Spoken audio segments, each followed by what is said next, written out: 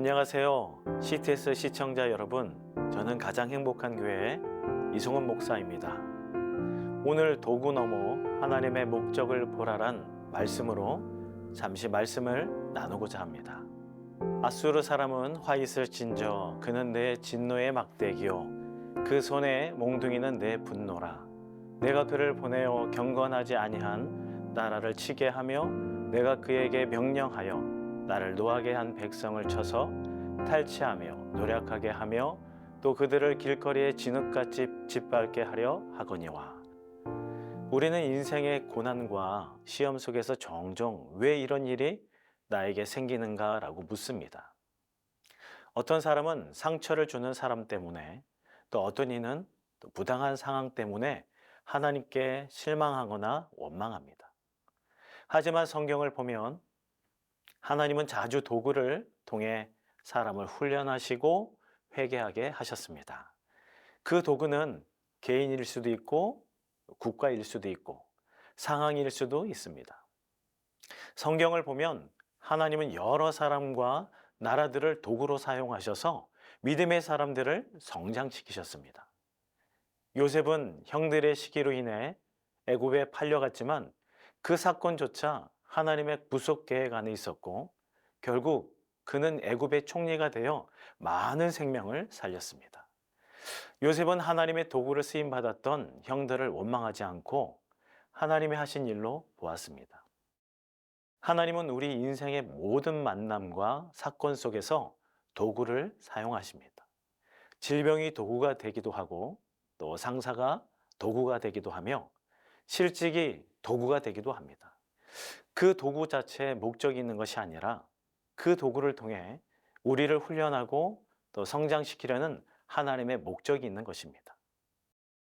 많은 성도들이 하나님의 손길을 오해하는 이유는 도구에만 시선을 두기 때문입니다. 도구만을 바라보면 시험에 빠지기 쉽고 사람을 미워하게 되며 또 심지어 하나님의 사랑조차 의심하게 됩니다. 사울왕은 하나님의 기름 부음을 받은 다윗을 질투하며 죽이려 했습니다. 그의 마음은 하나님께 고정되지 않고 다윗이라는 도구에만 쏠려 있었습니다. 결국 사울은 하나님의 뜻을 놓치고 스스로 망하게 됩니다. 도구에 반응하면 감정이 요동칩니다. 하나님께 반응하면 믿음이 자라납니다. 하나님의 훈련은 고통스럽지만 반드시 열매가 있습니다. 믿음의 사람들은 이 훈련을 통해 성숙해졌습니다.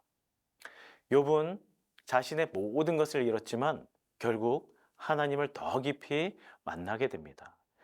내가 귀로 듣기만 하였사오나 이제는 눈으로 주를 배움나이다.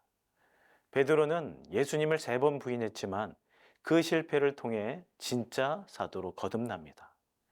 도구가 아닌 하나님을 바라볼 때 그 모든 일은 믿음의 성장으로 이어집니다. CTS 시청자 여러분, 오늘 우리 삶 가운데 어떤 도구가 사용되고 있습니까? 억울한 상황입니까? 또 어려운 사람과의 관계입니까? 견디기 힘든 질병이나 고난입니까? 이 모든 것은 하나님의 손에 붙들린 도구일 뿐입니다. 중요한 것은 그 도구를 통해 나를 변화시키고자 하시는 하나님의 목적을 깨닫는 것입니다. 오늘 우리의 시선을 사람이나 상황이 아니라 그 위에 계신 하나님께 고정하시기 바랍니다.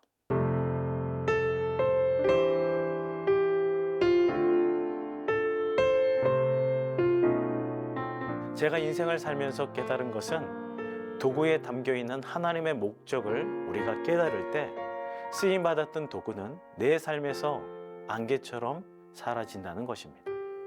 이제부터는 내 삶에 하나님의 도구가 왔을 때 이 도구 뒤에 하나님의 목적이 무엇일까 생각하며 주님의 뜻을 알고 주님을 미소 짓게 하시는 성도님들이 되시길 바랍니다.